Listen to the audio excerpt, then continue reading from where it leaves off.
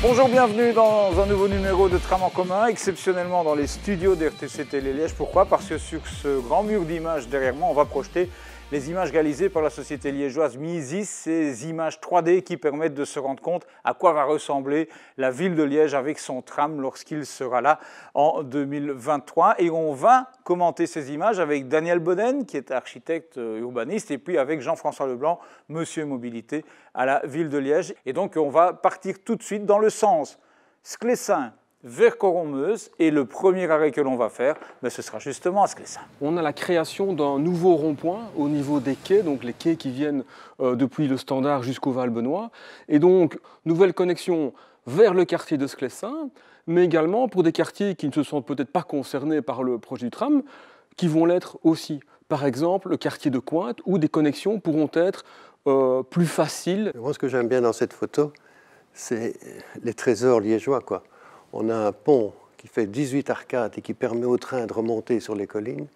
On a un véritable porte-avions là, et puis une version d'ensemble. Et la station des modeleurs s'installe sur ce parcours. Et c'est à cet endroit qu'on revient parallèle au train. Donc il y a une convergence, on quitte le milieu urbain et bâti et on revient parallèlement au rail.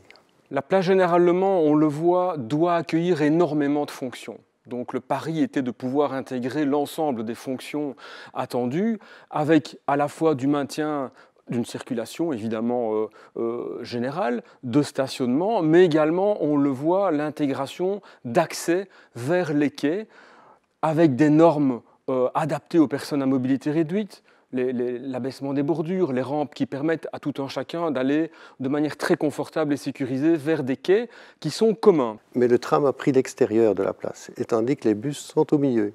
C'est très curieux, mais c'est une question d'organisation et de rayon de courbure qui nous a permis de définir cette organisation. Mais ça marche très bien. Il y a énormément de bus qui vont décharger ici, et on va avoir un transfert vers le tram. Donc c'est une station, c'est une des plus grosses stations. Initialement, le tram se baladait à la place des bus, et spécialement sur le boulevard d'Avroy.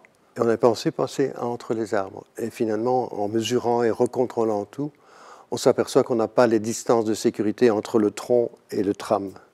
Donc on a renoncé à passer là, et on l'a finalement dédicacé au vélo. Et à partir de ce moment-là, on a tenu un raisonnement tout à fait différent. On s'est dit qu'il y a au fond, avenue Blondin, on pourrait aussi garder les vélos au milieu. Et on a volontairement alors incliné la station pour être près de l'entrée de la rue des Guillemins. Et ici, on a vraiment un bel exemple de ce que le tram permet comme réaménagement. Le tram va permettre des continuités pour les piétons, pour les cyclistes. Dans mon dos, je vais dire, on va jusque la gare des Guillemins et au-delà, on va aller jusqu'au pont d'Avroy avec des aménagements continus pour les piétons et les cyclistes, avec toujours cette perspective de séparation dès que les largeurs sont suffisantes pour que tout un chacun trouve sa place dans l'espace public. Ce parcours-là sera très agréable parce qu'on est légèrement surplomb par rapport au parc et on ne gêne pas les voitures qui sont à droite. Donc on longe le parc et on arrive ici tout naturellement. Pour nous, c'est important d'adapter chaque fois la station au site. Et il y a des fois, par exemple au Val-Benoît, on est très, très coincé là. C'est sûrement la station la plus étroite. Mais ici, on a toute la place, quoi. C'est vrai, c'est le cas de le dire. Autant donner de l'ampleur et de l'aisance et que le tram soit en fait sur la place.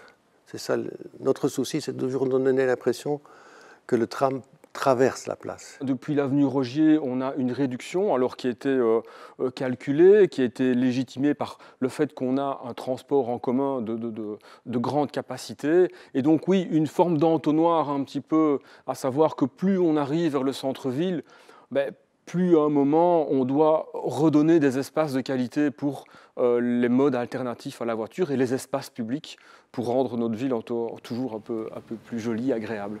La première station quasiment de l'hypercentre autour du piétonnier, donc elle est très utilisée, notamment par beaucoup d'étudiants. On a des gros pôles scolaires. Et donc la station tram est un petit peu reculée en fait par rapport au carrefour Pont d'Avroy. Pourquoi? Parce que pour le confort à la fois des utilisateurs, mais également de tous les utilisateurs, c'est plus intéressant évidemment d'avoir un arrêt en ligne droite. C'est en fait le départ du parc.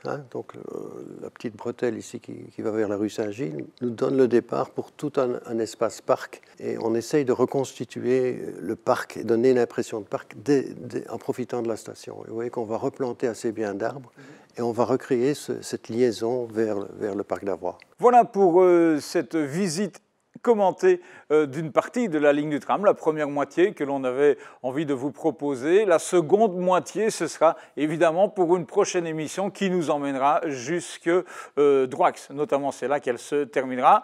Merci de nous avoir suivis. Merci à nos deux interlocuteurs que l'on retrouvera donc très prochainement pour la suite du parcours. Le tram, on l'a toutes et tous en commun.